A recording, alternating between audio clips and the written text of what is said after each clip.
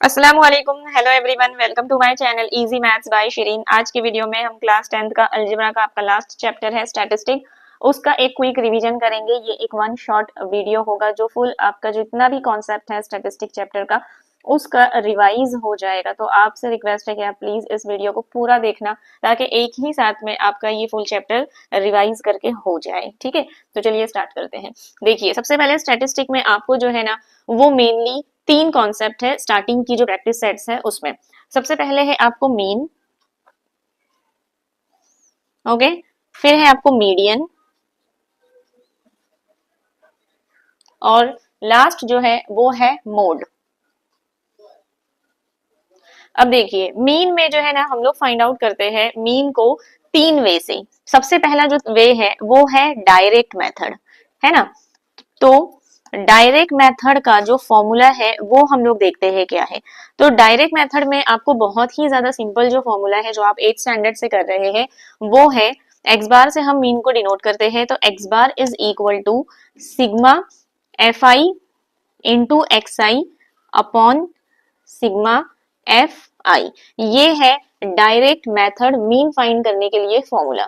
Okay, next आपके पास mean के लिए एक सेकेंड वे है वो है अज्यूम्ड मीन मेथड। ओके, तो नेक्स्ट क्या है, अज्यूम्ड मीन मेथड। अब अज्यूम्ड मीन मेथड में क्या होता है, आपको पहले क्या करना है, एक जो आपके पास क्लास रहेगा उस क्लास से आपको क्लास मार्क जब आप लोगे, है ना, क्लास मार्क आप फाइंड आउट करते हो, तो उसमें से आपको कोई एक ए को जो है वो अज्यूम कर लेना है और उसके बाद जो है आपको अज्यूम मीन मेथड से मीन फाइंड करना होता है। अज्यूम मीन मेथड में हम लोग सबसे पहले क्या करते हैं, हम डी बार फाइंड करते हैं। तो डी बार का फॉर्मूला क्या है, sigma F I D I upon sigma F आई। और इस डी बार की हेल्प से यहाँ पर भी हम लोग क्या करते हैं, एक्स बार जो मीन को डिनोट करता है ये हम लोग फाइंड कैसे करते हैं, इसका बहुत ही सिंपल फॉर्मूला है, that the formula is a plus D बार। ये है आपका सेकेंड वे मीन फाइंड करने के लिए।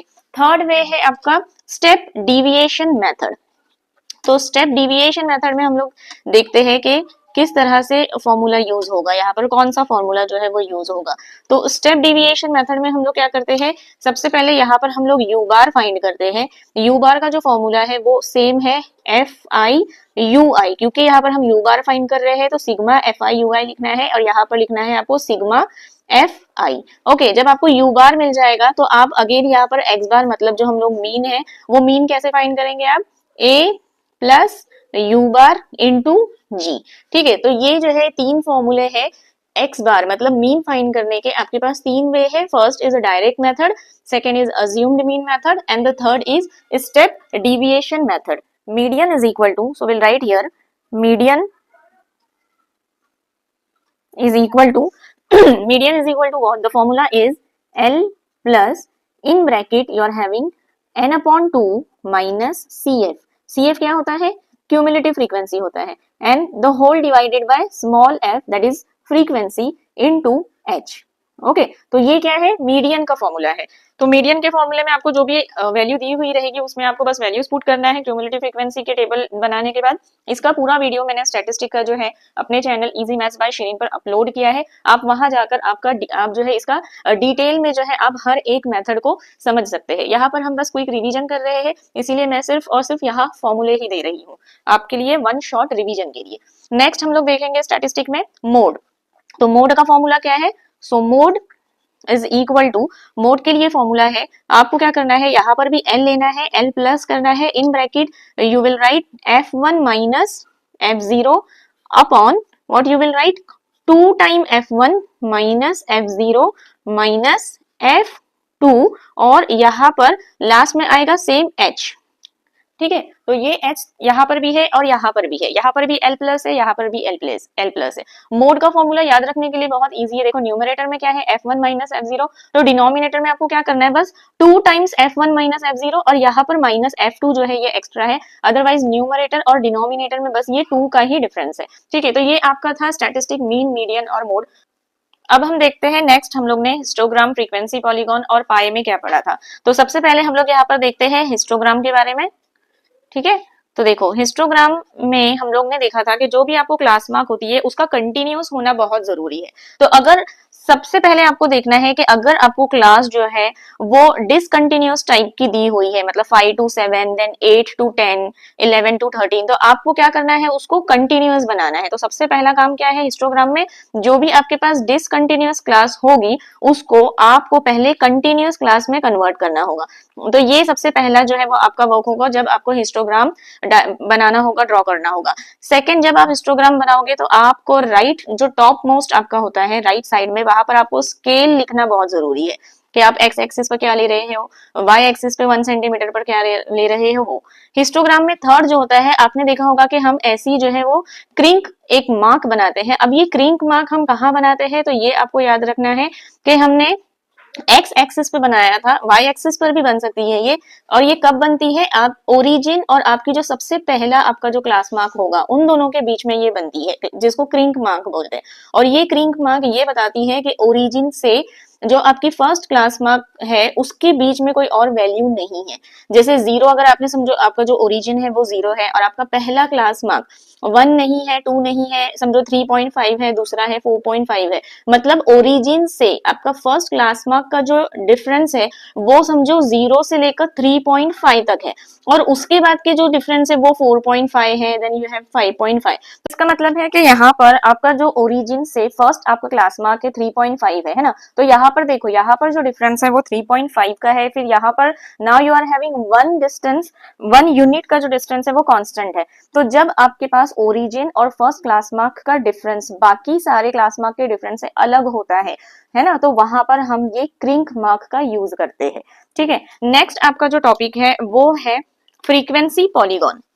तो फ्रीक्वेंसी पॉलीगॉन में अब हम लोग देखते हैं इसके मेन पॉइंट्स क्या है और आपको क्या क्या इसमें याद रखना है। तो फ्रीक्वेंसी पॉलीगॉन, तो फ्रीक्वेंसी पॉलीगॉन में भी सबसे पहले तो वही है कि पहले आपको क्या करना है, फर्स्ट आपका कंटिन्यूअस क्लास होना जरूरी है। ओके, तो कंटिन्यूअस क्लास जो है वो मस्ट है for histogram also and for frequency polygon too. Next है, यहाँ पर भी आपको ये चीज एक याद रखना है जो हिस्टोग्राम में नहीं है लेकिन यहाँ पर है, वो है कि आपको जो आपका फर्स्ट क्लास मार्क होगा ना, मतलब कि आपके क्वेश्चन में जो आपका फर्स्ट क्लास मार्क होगा उससे पहले का, ओके, उससे प्रीवियस का क्लास मार्क आपको खुद से अज्यूम करना है।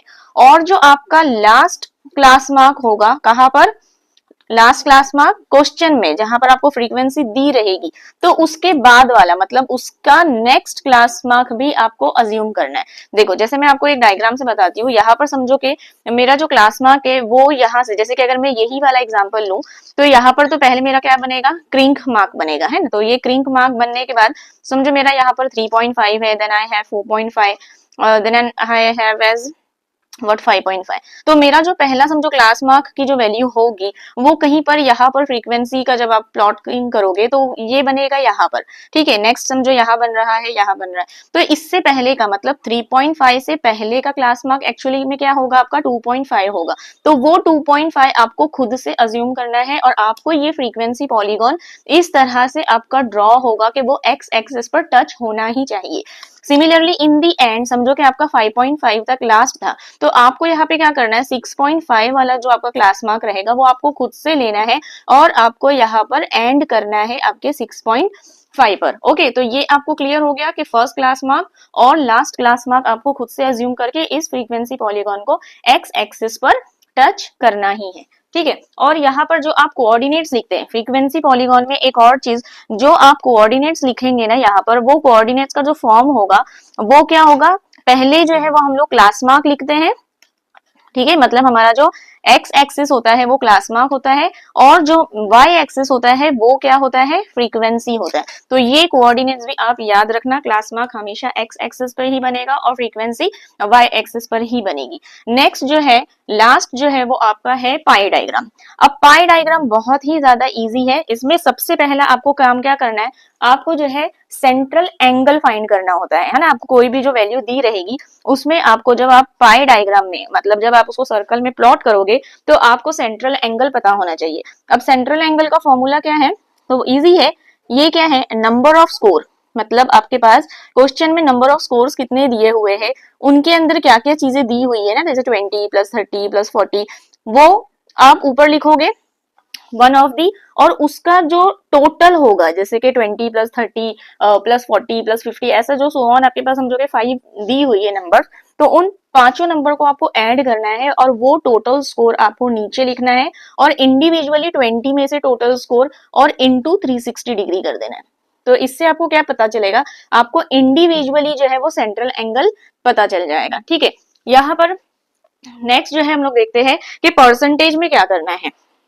तो जो हम लोग परसेंटेज निकालते हैं ना, ये भी बहुत इजी है। अगर आपको क्वेश्चन में परसेंटेज दिया हुआ है, समझो 40% of the student, 30% of the student, और आपको परसेंटेज की हेल्प से अगर आपको एंगल निकालना है इन टर्म्स ऑफ डिग्री, तो आप क्या करोगे, जो भी समझो आपको दिया है 40%, तो यहाँ पर टोटल करने की जरूरत नहीं है, total will be 100 only, because 40% हम लोग ऐसे ही लिखते, और 360 आप इस तरह से लिख देंगे। तो मतलब सेंट्रल एंगल चाहे आपको परसेंटेज में दिया रहे या फिर ऐसे ही स्कोर में दिया रहे, दोनों में मल्टीप्लाई बाय 360 डिग्री ही होता है, लेकिन ये जो है वो चेंज होता है। परसेंटेज में अपॉन में आप हमेशा 100 लोगे और नॉर्मली क्या करोगे, नॉर्मली स्कोर को ऐड कर दोगे। ठीक है, तो ये एक बहुत ही क्विक रिवीजन था, मैंने जस्ट आपको मेन जो हाईलाइटेड इसमें कॉन्सेप्ट है वही आपको बताया है, आपको फॉर्मूले रिवाइज करवा दिए हैं। तो आई होप कि आपको ये वीडियो पसंद आया होगा। अगर पसंद आया है तो प्लीज इस वीडियो को लाइक करो, शेयर करो, और मेरा जो चैनल है इजी मैथ्स बाय शिरीन उसे सब्सक्राइब कीजिए। Thank you.